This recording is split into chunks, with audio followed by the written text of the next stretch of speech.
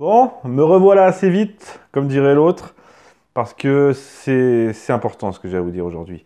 J'ai vu circuler sur les réseaux sociaux il y a quelques jours une annonce de Netflix pour une nouvelle série historique. Tiens, intéressant. Sur quel sujet va porter cette série? La Révolution. Intéressant. Quand je dis intéressant, c'est que j'en entends pas du bien, hein, évidemment. Donc Netflix prépare une série sur la Révolution. À la base, ce que j'ai vu en premier, c'est les photos qui ont été partagées par Netflix sur Twitter et sur Facebook, enfin sur leurs réseaux sociaux, les photos de cette série. Alors, je vais vous les montrer. Voilà. Qu'est-ce que c'est que ce noble là, qui a l'air de jouir de la destruction déjà? Et il a quoi en dessous de sa cuirasse? Alors déjà, sa cuirasse est parfaitement adaptée à son corps. C'est une cuirasse slim, hein, si vous voulez. Et il a quoi en dessous? Il a une veste en synthétique. C'est un survêt Lacoste, en fait. C'est un noble en cuirasse slim et survêt Lacoste. Voilà ce qu'on peut dire. Il y a une deuxième photo. Bon, je vais vous en montrer quelques-unes. Il y a une deuxième photo. Regardez ça. Regardez ça. Cette femme, je ne sais pas qui c'est, d'ailleurs, je ne sais pas qui elle incarne. Cette femme, elle est venue faire la révolution avec son arme, mais aussi visiblement avec son fer à lisser, quoi. Je pense qu'elle a emporté son fer à lisser avec elle. Enfin, c'est pathétique, on voit d'autres images, et comme je l'ai dit sur les réseaux sociaux, pour Netflix, en fait, de tout temps, tout le monde a toujours eu une gueule d'androgyne métrosexuel fragilisant. Voilà, ça c'est la vision qu'a Netflix. Et maintenant que Netflix s'intéresse à l'histoire de France, ça va faire mal, à mon avis. Ça a déjà fait mal avec la série Le Roi, dont j'avais parlé, The King, dont j'avais parlé sur TV Liberté, dans un épisode de TV Liberté. D'ailleurs, je vous invite à taper Le Roi Netflix TV Liberté sur YouTube pour le voir. C'est un épisode qui avait plutôt bien fonctionné et qui, enfin, c'était pitoyable. De la même manière, dans le rôle des acteurs, alors, je me souviens plus du nom de Mathieu Chalamet, je crois que c'est le nom de l'acteur français qui incarne le roi d'Angleterre dans ce film. J'en avais fait tout un épisode, donc j'entre pas dans les détails, mais cet acteur, il a fait une très belle performance, il a très bien joué, c'est d'ailleurs le seul point positif du film, mais son personnage, physiquement, n'est pas du tout adapté à ce que fut le roi d'Angleterre de ce film. Et dans le casting, c'est n'importe quoi. Robert Pattinson en Dauphin de France, qui est une sorte d'adolescent attardé, enfin bref. Et bien là, Netflix, visiblement, nous refait le coup à la vue de ces images, avec des gueules qui ne correspondent pas du tout à l'histoire. Alors ensuite, j'ai voulu en savoir plus, parce que là, j'avais que des photos et l'annonce qu'une série sur la Révolution allait sortir.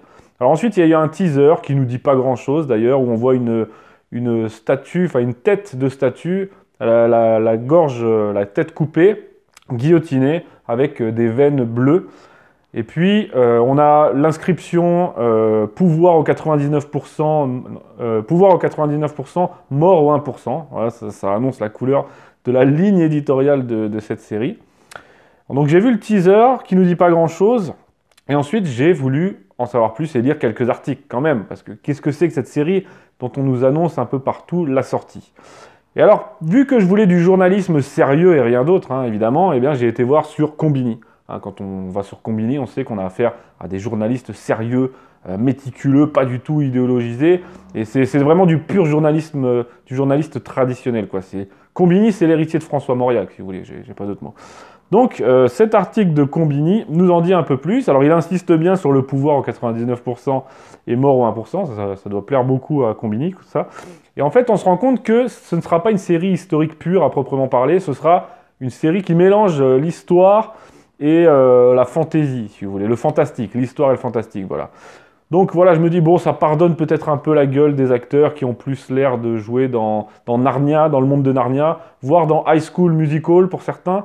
Donc ça pardonne peut-être un peu. Mais quand on voit le pitch de la série, alors là, ça pardonne pas par contre. En fait, ça part en 1797, 2 ans avant la Révolution. Alors ça ne suit pas le parcours historique, hein, c'est pas une série historique. Ça part en 1797, ça suit Guillotin, le médecin Guillotin, Joseph Ignace Guillotin, l'inventeur de la guillotine, nous dit-on. En fait, c'est pas du tout l'inventeur de la guillotine, il l'a plutôt imposé comme seul moyen d'exécution, mais c'est pas lui vraiment l'inventeur de la guillotine. Alors Guillotin découvre des meurtres étranges, une série de meurtres mystérieux, nous dit Combini, et il découvre l'existence d'un virus qui s'appelle le sang bleu. Alors là, évidemment, C'est d'une maladie, une épidémie dans le film, mais en vrai, c'est le sang des nobles, hein, le sang bleu. C'est pour ça que la Marseillaise parle de sang impur et que les abrutis ne comprennent pas. Le sang bleu est une maladie qui pousse ces nobles à tuer le peuple, voilà, et le peuple va se révolter, et la révolution va naître dans ce climat, et on nous dit, voici la véritable histoire de la Révolution française. Bon, évidemment, c'est pas sérieux, mais voilà, ça nous annonce la couleur. Ce sera une série en 8 épisodes de 50 minutes qui va sortir sur Netflix. Alors, je ne sais pas quand elle va sortir. Est-ce qu'il y a la date dans cet article de Combini?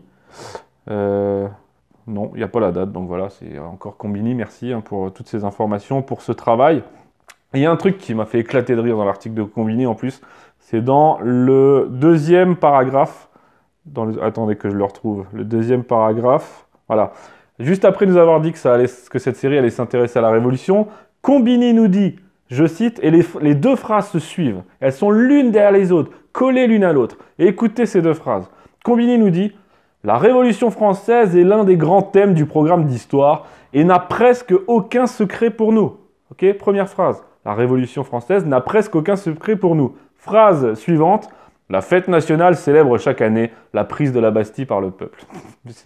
Déjà, ils nous disent que la Révolution n'a pas de secret pour eux, et dans la phrase d'après, ils font une erreur historique. Tout le monde sait que le 14 juillet ne célèbre pas la prise de la Bastille, mais la fête de la Confédération, qui a été le 14 juillet 1790, 14 juillet suivant. Voilà ce que célèbre le 14 juillet. Donc Combini, en deux phrases, ils se sont totalement ridiculisés, comme d'habitude.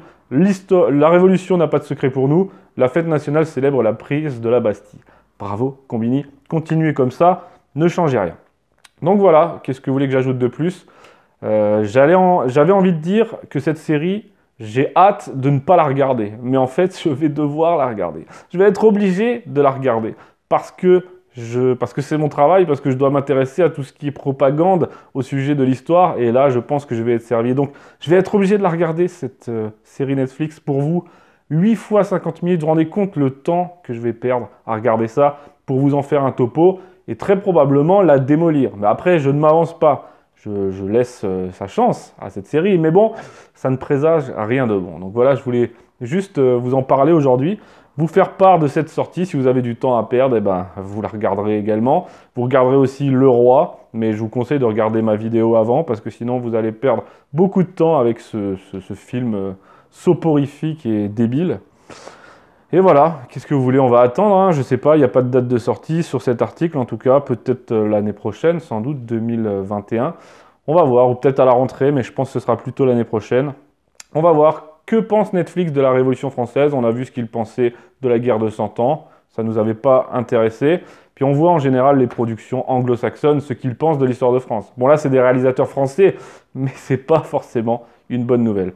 Allez, donc je vous donne rendez-vous, pas à la sortie de cette série, il y aura d'autres vidéos avant sur cette chaîne, mais je vous donne rendez-vous à ce moment-là pour débriefer ensemble tout ça, et il va me falloir beaucoup de courage. Et sinon, à part ça, pour conclure, avant de vous laisser, mon cours d'histoire, mon nouveau cours d'histoire de France, qui s'appelle l'histoire de France racontée aux enfants, progresse. Je suis pas à la moitié, mais presque à la moitié de l'écriture. Ensuite, me restera le tournage, le montage, la mise en page, etc. Je ne sais pas quand il va sortir. Peut-être en juillet, mais juillet, c'est pas une date pour les produits en ligne, même pour les produits en général. Juillet, tout le monde est en vacances, personne n'est sur les écrans. Enfin, personne. Donc voilà, juillet, c'est pas une date très... août, pardon, pas juillet, on est déjà en juillet. Août, c'est pas une date très porteuse. Alors peut-être septembre, peut-être août, je ne sais pas. En tout cas, je prends beaucoup de plaisir à écrire ce cours. Je pensais que ça allait être difficile, parler aux enfants, même si moi j'ai un enfant. Peut-être que ça allait être difficile, mais en fait, je ne me suis jamais autant éclaté à faire ça. Je suis à fond, je suis passionné et j'adore ça, transmettre les images d'Épinal à nos enfants, essayer de leur transmettre une belle histoire de France. Donc, je vous donne rendez-vous sur mon site qui s'appelle désormais La Grande Histoire de France. Vous tapez lagrandehistoiredefrance.fr et vous allez voir mes cours en ligne. Et bien bientôt, il y aura un nouveau cours pour les enfants et j'espère que ça vous plaira et que ça leur plaira.